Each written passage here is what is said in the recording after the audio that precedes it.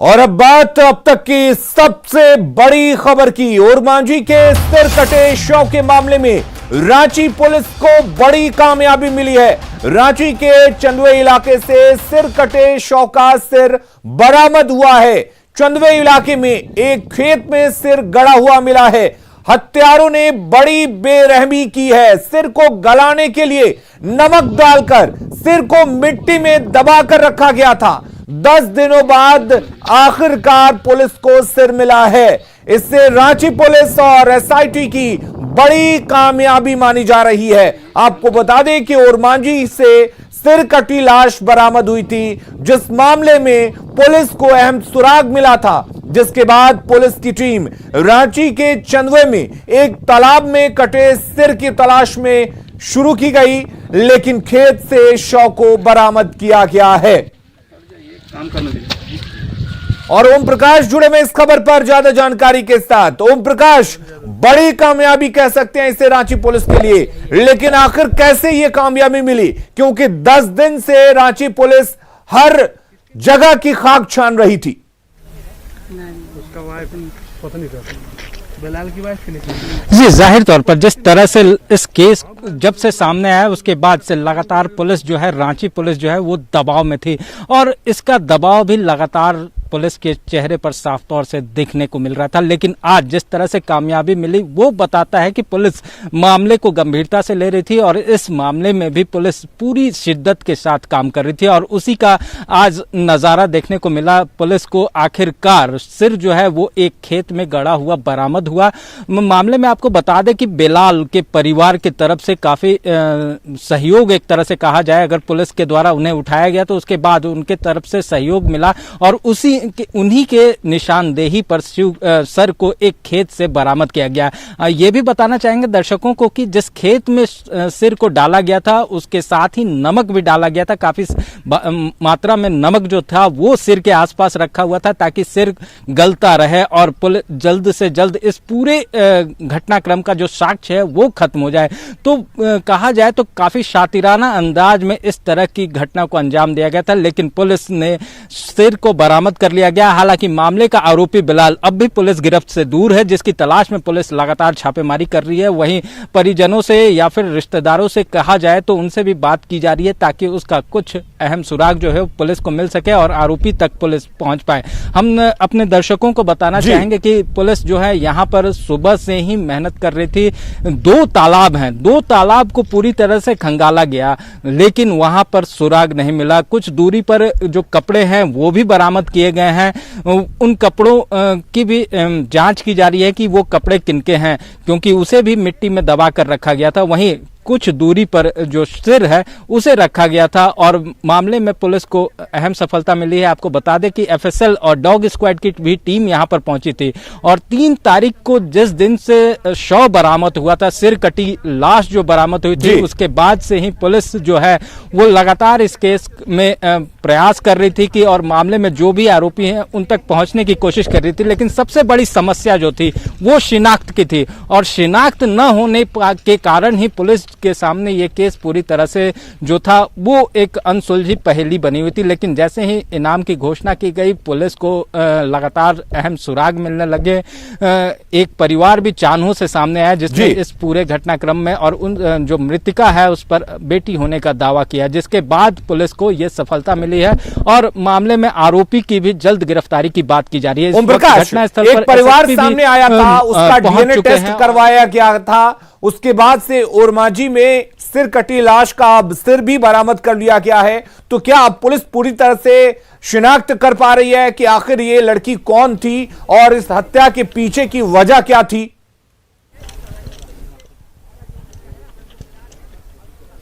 जी, जिस तरह से जैसे ही दावेदारी की गई थी, पुलिस उन लोगों का डीएनए टेस्ट भी कराया गया है। हालांकि अब तक रिपोर्ट जो है पुलिस के अनुसार सामने नहीं आई है, लेकिन मामले में जो बातें परिवार के द्वारा पुलिस को बताई गई थी उस आधार पर पुलिस ने मामले में बेलाल के परिजनों से जब पूछताछ की तो पूरा मामला उजागर हो गया। तो कहीं ना कहीं कहा जाए तो इस लड़की की शिनाख्त भी अब करीब करीब मुमकिन हो चुकी है, और यहाँ पर साफ तौर से ये चान्हों की ही युवती थी जिसका यहाँ पर शव बरामद हुआ है। तो कहा जा सकता है, हालांकि डीएनए रिपोर्ट का अभी भी इंतजार है आधिकारिक रूप से, और जो वैज्ञानिक तरीके हैं वो भी सामने आ जाएंगे और जल्द ही पूरे मामले का उद्भेदन हो जाएगा। वहीं बिलाल की गिरफ्तारी के बाद इस पूरे घटनाक्रम की जो कड़ियां हैं वो अपने आप में जुड़ती जाएंगी, और जो कहानी सामने आई है, जिस तरह से बताया गया कि इस युवती के द्वारा ही बिलाल को जेल भेजा गया था, क्योंकि शिकायत की गई थी, उसके बाद बिलाल जेल गया था और जेल से ही उसने पूरी साजिश रच डाली थी कि जेल से निकलने के बाद वो इस युवती की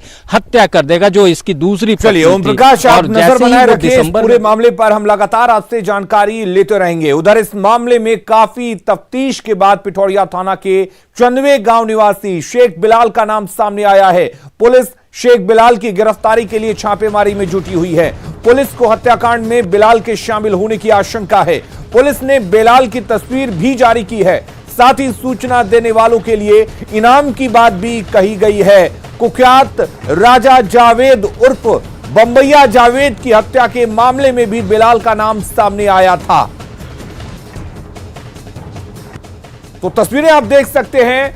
आप ओरमांझी के इस गुनहगार को पहचानिए और जहां कहीं भी ये गुनहगार आपको नजर आता है, आप पुलिस को जानकारी दीजिए। इसके लिए पुलिस ने इनाम भी घोषित की है। तो तस्वीरों में देख लीजिए जिस तरीके से अभी फिलहाल जो नाम आ रहा है वो बिलाल शेख नाम के एक शख्स का नाम सामने आ रहा है।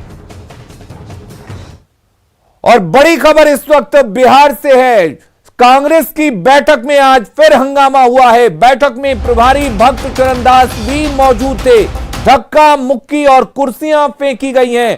कल भी प्रदेश प्रभारी के सामने हंगामा हुआ था और ये आज की तस्वीरें आप देख सकते हैं। तो कांग्रेस में अंदर खाने में जो हलचल मची हुई है, अंदर खाने में जो आपसी विवाद की बात सामने आ रही है, वो तस्वीरें हम आपको दिखा रहे हैं। तस्वीरों में आप देख सकते हैं किस तरीके से लगातार दूसरे दिन जब कांग्रेस के नए बिहार के प्रभारी जब बिहार पहुंचते हैं, कार्यकर्ताओं के साथ, पार्टी पदाधिकारियों के साथ बैठक करते हैं, उसके बाद उनके सामने किस तरीके से हंगामा हुआ वो तस्वीरें आपके सामने हैं।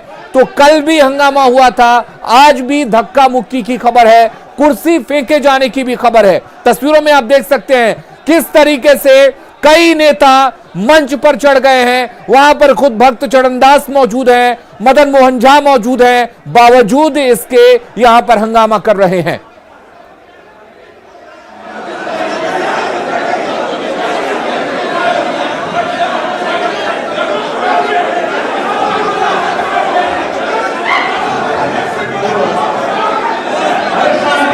तो तस्वीरें आप देख सकते हैं, ये देखिए धक्का मुक्की की तस्वीरें, एक दूसरे के साथ हाथापाई की तस्वीरें हम आपको दिखा रहे हैं। ये आज की तस्वीरें हैं। मंच पर कांग्रेस विधायक दल के नेता अजीत शर्मा मौजूद हैं, भक्त चरणदास मौजूद हैं, मदन मोहन झा प्रदेश अध्यक्ष मौजूद हैं। बावजूद इसके किस तरीके से कांग्रेस की आज की बैठक में हाथापाई हुई है, कुर्सियां फेंकी गई हैं और बहस हुई है। ये देखिए धक्का मुक्की की तस्वीरें, एक दूसरे से यहां पर कांग्रेस के नेता भिड़ते हुए नजर आ रहे हैं। तो कांग्रेस में कुछ भी ठीक नहीं है और ये बताने के लिए ये तस्वीरें काफी हैं। लगातार दूसरे दिन ऐसी तस्वीरें आ रही हैं। हालांकि कल भक्त चरणदास ने कहा था कि सब कुछ ठीक है, लेकिन आज जो तस्वीर सामने आ रही है उससे साफ है कि कांग्रेस में कुछ भी ठीक नहीं है।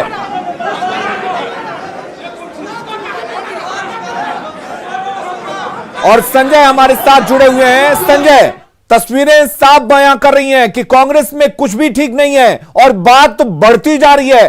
कल मंच पर बहसबाजी नजर आई थी, लेकिन आज धक्का मुक्की मारपीट तक की तस्वीर सामने आ रही है। तौर पर कांग्रेस के नेता भी मान रहे हैं कि आज का दिन उनके लिए दुर्भाग्यपूर्ण है। किसान प्रकोष्ठ की बैठक चल रही थी और बिहार प्रभारी भक्त चरणदास, प्रदेश अध्यक्ष मदन मोहन झा, सीपीएल लीडर जो अजीत शर्मा है वो भी मंच पर थे। इसके अलावा सभी कार्यकारी अध्यक्ष जो है कांग्रेस के भी सभी बैठे हुए थे और इसी दौरान जो कार्यकर्ता और नेता थे आपस में भिड़ गए, कुर्सियां फेंकी गई, एक दूसरे के ऊपर मारपीट की गई है और लगातार आरोप प्रत्यारोप का दौर जो था वो लगातार जारी था। और निश्चित तौर पर एक दुर्भाग्यपूर्ण तस्वीर कांग्रेस के लिहाज से अभी देखने को मिली है पार्टी मुख्यालय सदाकत आश्रम में। भक्त चरणदास बार बार डायस से लोगों को कह रहे थे कि आप शांत रहें, कूल रहे, लेकिन कांग्रेस के नेता उनकी बात सुनने को तैयार नहीं। और जो तस्वीरें सामने आई है उसको देखकर भक्त चरणदास भी व्यथित हो गए। उन्होंने मंच से ही जो दूसरे नेतागण थे और कार्यकर्ता उनको चेतावनी दी कि आप लोग इस तरह की हरकत न करें, इससे एक गलत तस्वीर पार्टी के बारे में बाहर जा रही है। और निश्चित तौर पर जो नेता है वो काफी व्यथित दिखे, कई बार मारपीट की नौबत आई और जो नेता आपस में उलझ गए थे उन्हें दूसरी पार्टियों का एजेंट करार दिया नेताओं ने। लेकिन जो नेता थे वाकई में वो कांग्रेस के नेता थे और जो तस्वीर है वाकई में कांग्रेस के लिए एक दुखद तस्वीर आज। जी बिल्कुल, तस्वीरों में हम संजय साफ देख पा रहे हैं कि बात अब काफी बढ़ चुकी है। तो एक बात तो साफ है कि भक्त चरणदास के लिए बिहार कांग्रेस को कंट्रोल कर पाना आसान नहीं होगा। देखिए, निश्चित तौर पर भक्त चरणदास ने भी ऐसा नहीं सोचा होगा कि कांग्रेस के अंदर जो अंतर्कलह है वो इस कदर व्याप्त है कि नेता मारपीट तक उतारू हो जाएंगे, एक दूसरे के खिलाफ कुर्सियां फेंकेंगे। एक असंतोष होना एक स्वाभाविक रूप से सामने आता है, एक दूसरे के खिलाफ बयानबाजी देना, लेकिन आपस में एक दूसरे के साथ धक्का मुक्की मारपीट, ये राजनीतिक दलों के अंदर की तस्वीर शायद ही कभी देखने को मिलती है अपवाद स्वरूप।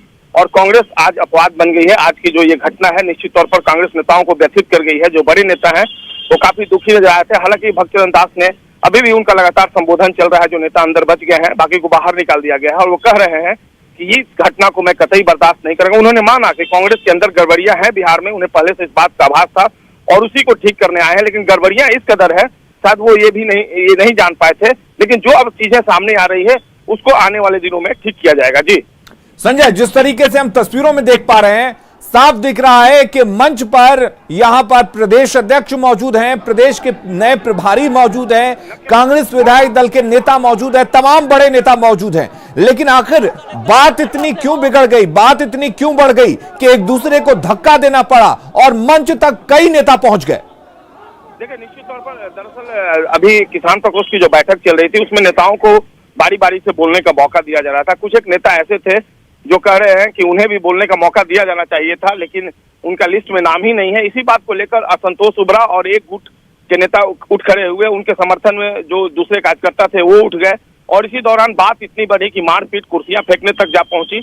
हालांकि सबसे बड़ी बात है कि कांग्रेस में अनुशासनहीनता व्याप्त है कि जो नेता हैं वो मन से लगातार लोगों से आग्रह करते रहे कि आपस में मत उलझे, लेकिन नेता की भी बात कोई सुनने को तैयार नहीं था। बिहार प्रभारी अभी सबसे बड़े नेता है, केंद्रीय नेतृत्व ने उनको हाल में बिहार प्रभारी बनाया था और उनकी बातों का भी कोई असर कार्यकर्ताओं और नेताओं पर नहीं दिख रहा था। वो मानने को तैयार नहीं थे उनकी बात और आपस में उलझने में ही उनकी ज्यादा दिलचस्पी दिख रही थी। और जो तस्वीरें आई हैं वो आज निश्चित तौर पर उस पर सफाई देना कांग्रेस के आला नेताओं के लिए भारी पड़ेगा। जी चलिए संजय, बहुत बहुत शुक्रिया आपका तमाम जानकारी देने के लिए। तो कांग्रेस में सब कुछ ठीक नहीं है, यह तस्वीरों को देखकर साफ हो चुका है। इधर एक और बड़ी खबर आ रही है और यह बड़ी खबर है कृषि कानून से जुड़ी हुई। तीनों कृषि कानून पर फिलहाल रोक लगा दी गई है, तीनों कानूनों पर अंतरिम रोक लगाई गई है। सुप्रीम कोर्ट ने तीनों कानूनों पर अंतिम रोक लगा दी है। सुप्रीम कोर्ट एक कमेटी बनाएगी, अगले आदेश तक के लिए इस पर रोक लगा दी गई है। तो बड़ी खबर इस वक्त हम आपको बता रहे हैं, जो कृषि कानून से जुड़ी हुई बड़ी खबर है। सुप्रीम कोर्ट ने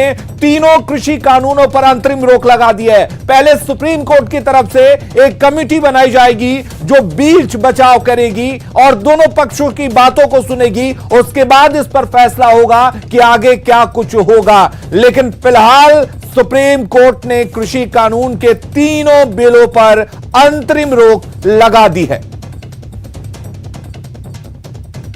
किसानों की जीत है, किसानों की जीत है। माननीय सर्वोच्च न्यायालय सुप्रीम कोर्ट ने जो हम लोगों की पिटीशन थी सुप्रीम कोर्ट में इन कानूनों के खिलाफ, ये कानून लागू नहीं होने चाहिए, उन कानूनों को लागू न करने के लिए सुप्रीम कोर्ट ने आज स्टे कर दिया है और कमेटी गठित करने के लिए हमने कुछ नाम सुझाए थे। ऑनरेबल जस्टिस मार्कंडे काटजू, कुरियन जोसेफ और भी जस्टिस के नाम बताए गए। उनके नाम पर विचार करके आगे कमेटी गठित किया और भारतीय किसानों के जितने किसानों के संगठन है, ऑर्गेनाइजेशन है, उन सब के अध्यक्ष को उस कमेटी में रखा जाए। हमने कहा विज्ञान भवन बहुत बड़ा है, उसमें कमेटी जब भी बुलाई जाए, मीटिंग हो तो उनके अध्यक्षों को बुलाया जाए और उसके साथ अगर लीगल रिप्रेजेंटेटिव की जरूरत है उनके एडवोकेट को बुलाया जाए, जिससे आगे सारी प्रोसीडिंग हो सके। अगली खबर का रुख करते हैं। झारखंड में दल बदल मामले की सुनवाई से सुप्रीम कोर्ट ने इनकार कर दिया है।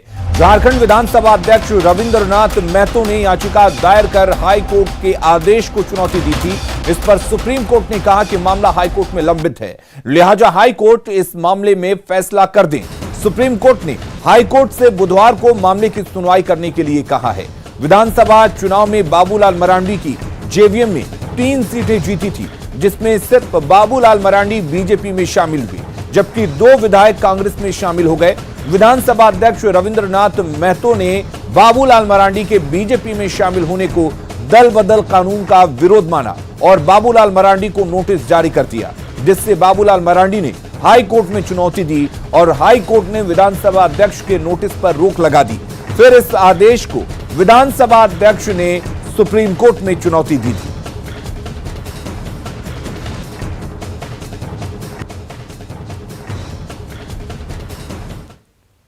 झारखंड में कोरोना वैक्सीन को जल्द से जल्द लाने की तैयारी की जा रही है। पहले चरण में सीरम इंस्टीट्यूट का 1,62,000 कोविशील्ड वैक्सीन झारखंड आएगा, जिसके लिए तैयारियां पूरी की जा चुकी हैं। झारखंड पहुंचने पर कोविशील्ड वैक्सीन को एयरपोर्ट से सीधे नामकुम के वैक्सीन स्टोर सेंटर भेजा जाएगा, जिसमें 5 लाख कोविशील्ड वैक्सीन रखने की क्षमता है। इसके अलावा वैक्सीन के लिए 275 कोल्ड चेन पॉइंट का निर्माण किया गया है। पलामू, देवघर, जमशेदपुर में रीजनल वैक्सीन सेंटर का निर्माण किया गया है। झारखंड में पहले चरण में 1,28,000 स्वास्थ्य कर्मियों को कोरोना का टीका दिया जाएगा।